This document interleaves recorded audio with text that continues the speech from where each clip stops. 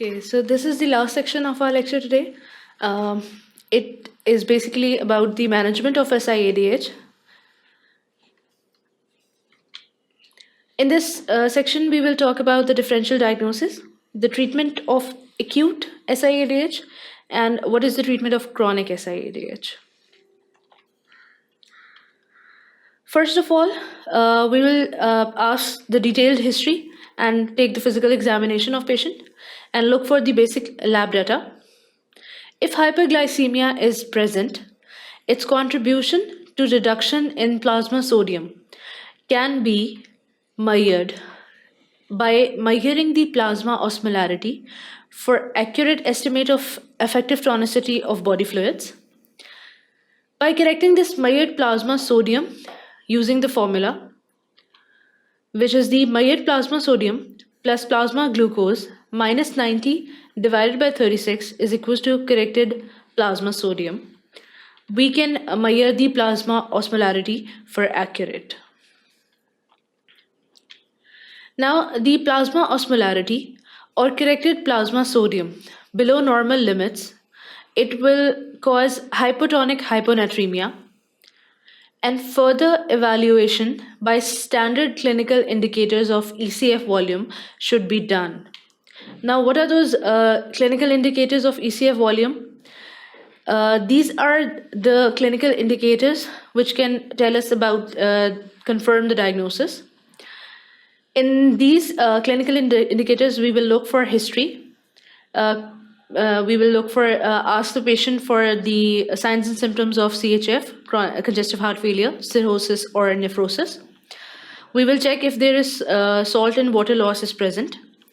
We will see if the ACTH or cortisol deficiency or nausea and vomiting is associated along with other symptoms of these syndromes. So we have divided, according to these clinical findings, we have divided this syndrome into a type 1, that is hypervolemic, type 2 hypovolemic, type 3 euvolemic, and SIADH and SIAD euvolemic variant. So in case of type 1 or hypervolemic hyponatremia, the patient will give history of CHF, cirrhosis, or nephrosis, and on examination we will find generalized edema. There will be no salt and water loss and no ACTH or cortisol deficiency. In case of type 2 hypovolemia, we will only find the salt and water loss, whereas in case of type 3 or euvolemic hyponatremia, we will find the ACTH or cortisol deficiency, and all the other clinical findings will be normal. If we talk about the physical examination, in type 1, we will find generalized edema. Whereas in case of the other three types of hyponatremia, we will find postural hypertension. We may or may not find postural hypertension. Looking at the lab values, blood urea nitrogen or creatinine will be high normal in type 1 and type 2 hyponatremia, whereas it will be low normal in type 3 and SIADH variants. The uric acid will be similar to the BUN and creatinine. Serum potassium will be low normal in case of hypervolemic and hypovolemic hyponatremia, whereas it will be normal in case of the third euvolemic hyponatremia and the SIADH variants. And if we look at the serum albumin and cortisol, serum albumin will be low normal in type 1 or hypervolemic hyponatremia. It will be high normal in type 2 or hypovolemic, and it will be normal in the other variants. So these are the clinical indicators of ECF volume that are very important for the diagnosis. Now, postural hypertension may occur in case of secondary adrenal insufficiency. If there is ECF volume and aldosterone are normal, serum potassium will be high if hypovolemia is due to aldosterone deficiency, or serum potassium may be low if vomiting is the cause of alkalosis. Serum cortisol can be low in case of hypovolemia due to primary adrenal insufficiency or patients suffering from Addison's disease. Serum cortisol can be normal or high if the cause is nausea and vomiting, and the plasma renin activity will be high if the cause is secondary ACTH or adrenal insufficiency. In hyponatremic adult, the excretion rate is more than 25 milliequivalents per day and it is considered high. The rate of urinary sodium excretion is high if hypovolemia is due to diuretic abuse, primary adrenal insufficiency, or other causes of renal sodium wasting.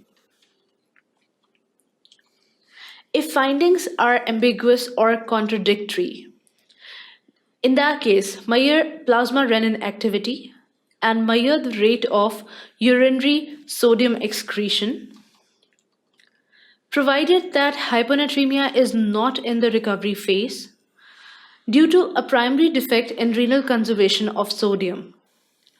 Diuretic abuse or hyporeninemic hypoaldosteronism is later suspected if serum potassium is elevated instead of low.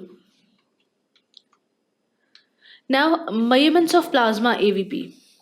There is no value in differentiating SIADH from other types.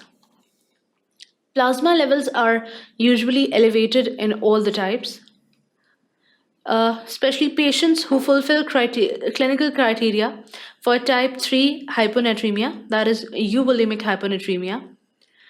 In that case, morning plasma cortisol is measured to exclude the secondary adrenal insufficiency.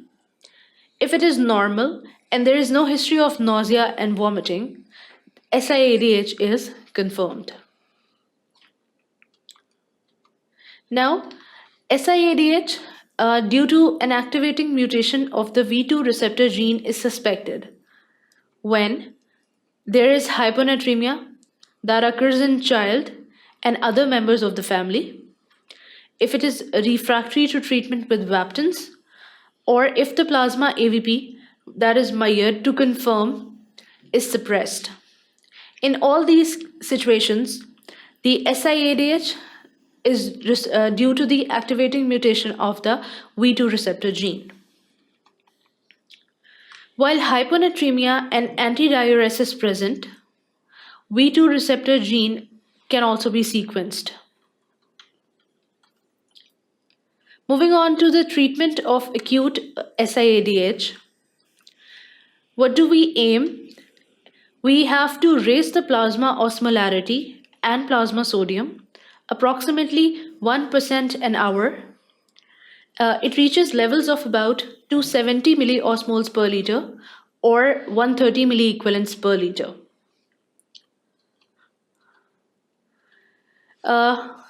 What are the steps that we can take for the treatment? First of all, we will infuse hypotonic or 3% saline. The rate should be 0.05 ml per kg body weight per minute. The advantage of correcting sodium deficiency that is responsible for hyponatremia, it produces a solute diuresis to remove excess water.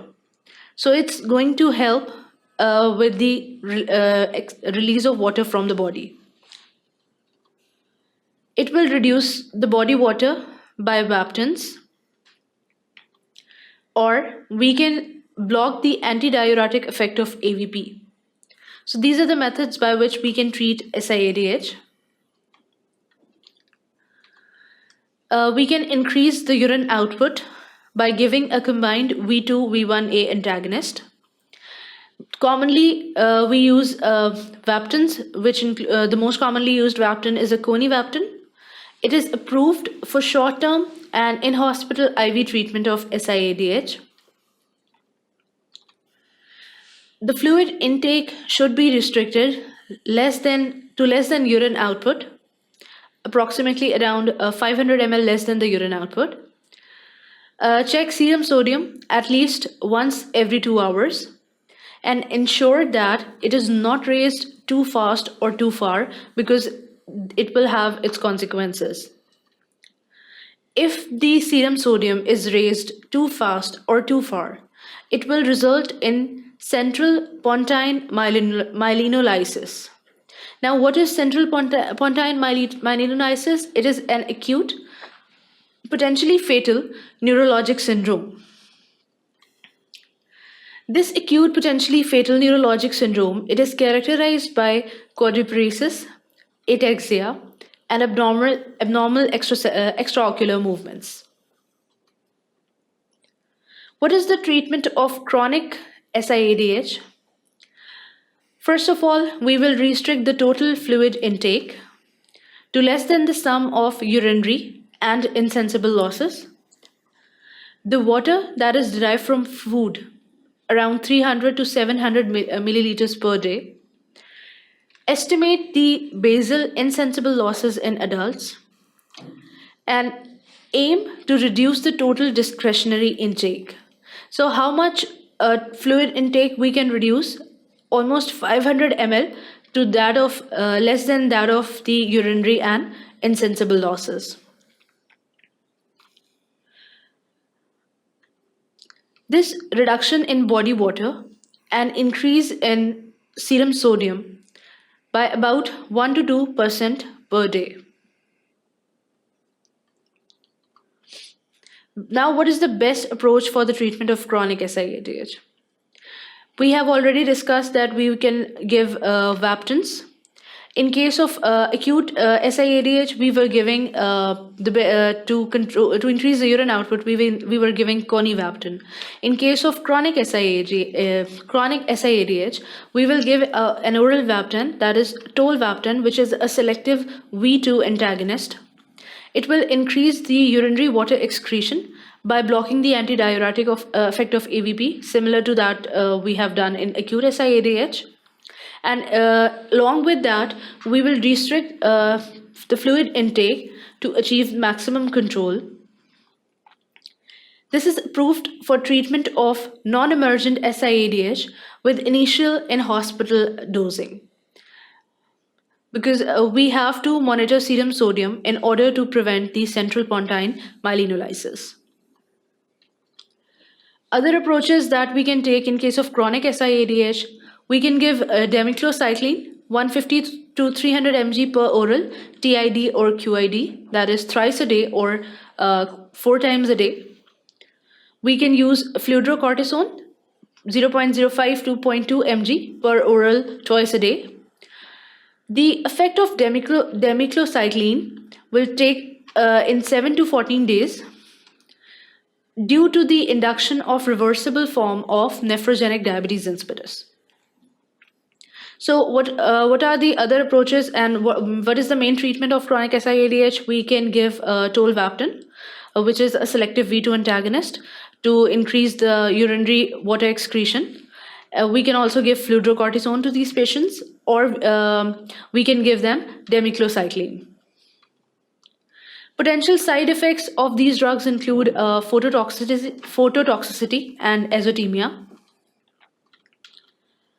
Now, the effect of fludrocortisone, it requires around 1 to 2 weeks to take action. There will be increased retention of sodium and inhibition of thirst in case of fludrocortisone. It will increase the urinary potassium excretion. So, in order to, the patient might go into hypokalemia. So, it is very important to replace these potassium losses through dietary adjustments or supplements. And induce hypertension. These drugs can also induce hypertension. And for that, it is very important to discontinue the treatment. Treatment of euvolemic hyponatremia. The euvolemic hyponatremia is caused by protracted nausea and vomiting or isolated glucocorticoid deficiency.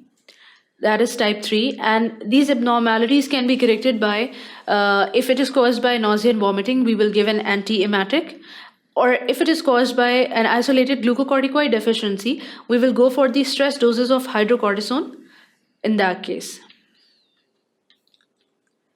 In SIAD, due to activating mutation of the V2 receptor, V2 antagonists do not block antidiuresis.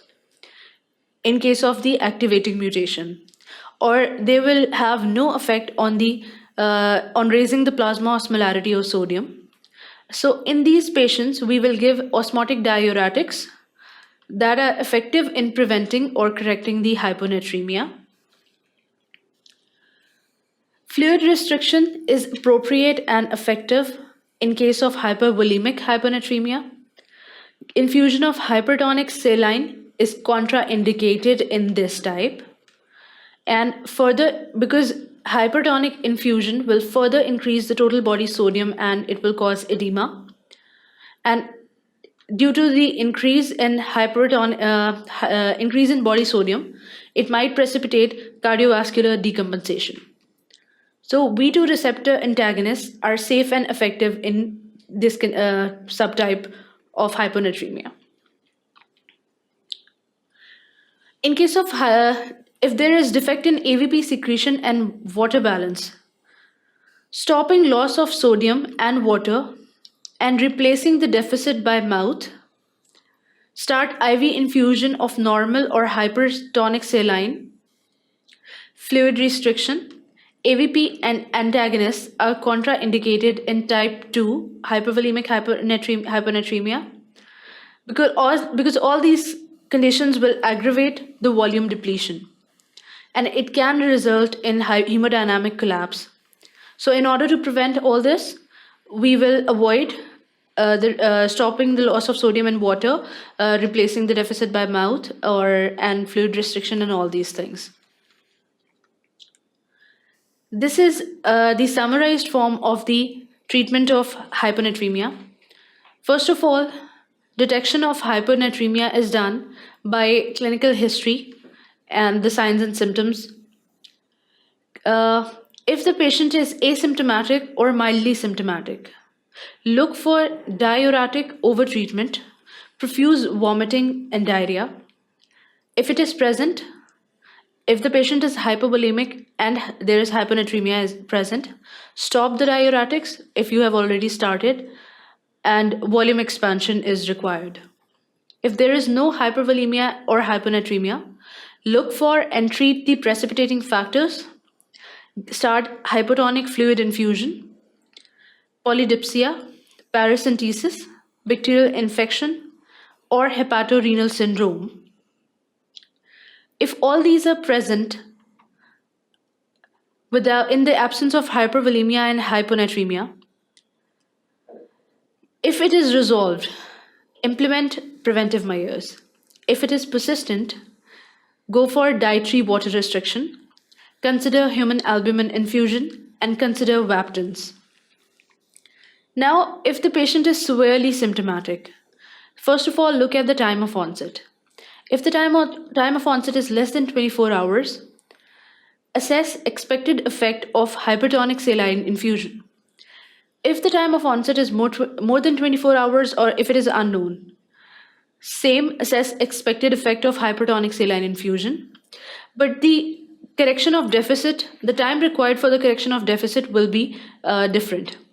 In case of less than 24 hours, correct the hyponatremia with a maximum speed of 2 millimoles per hour. Whereas in case of, if the time of onset is more than 24 hours or it's unknown, correct hyponatremia with a maximum speed of 0.5 millimoles per hour. If there is symptom resolution or attenuation, reassess the patient and look if the patient is asymptomatic or mildly symptomatic and follow the protocol again. And consider and treat the concomitant hepatic encephalopathy in severe cases. So this was all about the syndrome of inappropriate antidiuretic hormone. I hope this lecture is clear to you. Thank you for watching sqadia.com.